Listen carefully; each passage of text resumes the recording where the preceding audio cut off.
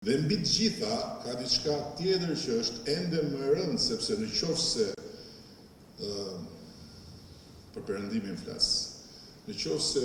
Hashim Thaçi, Kadri Veseli, Jakub Krasniqi dhe Recep Selimi duhet varrosen për zgjallje për luftën dhe për çfarë ka ndodhur gjatë luftës në Kosovë, atëherë duhet të vazhdojnë arrestimet. Duhet arrestohet Bill Clinton, duhet arrestohet Javier Solana, duhet arrestohen Tony Blair, nuk diskutohet, kryeministrat e tjerë të vendeve që i dhanë dritën jeshile bombardimeve, dhe faktikisht duhet të ndodhi eksaktësisht ajo që ka predikuar Slobodan Milošević, që dhe ai bashkë me atë tjetrin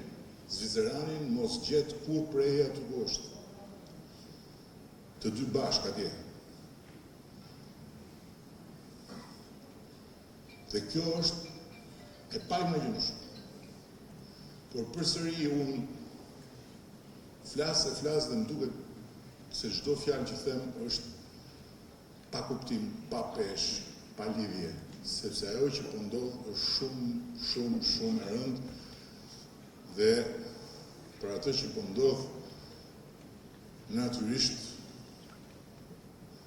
duhet flasim, natyrisht duhet shkruajmë libra, natyrisht duhet të tregojmë, por mbi të gjitha duhet të gjejmë mënyrën të veprojmë. E përsëris nuk e kam përgjigjen se si, por besoj që bashkarisht të dyja shtetet tona mund ta gjejnë një përgjigje se si. Që në fund fare të mos i themi vetes si nuk provuam të bëjmë dhe këtë, apo dhe këtë, apo dhe këtë, por t'i provojmë që të gjitha, natyrisht brenda normave të cilave jemi nënshtruar me vullnetin e lirë dhe plot si pjesë e bashkësisë demokratike, si pjesë e bashkësisë euroatlantike dhe kështu me radhë.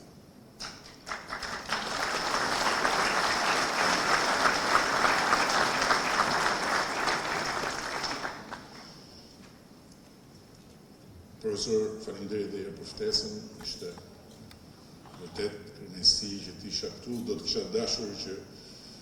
të ishim së bashku në këtë promovim pa pasur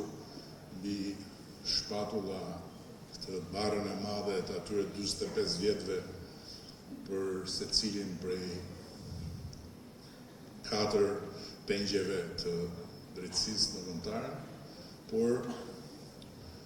siç e ka treguar dhe historia e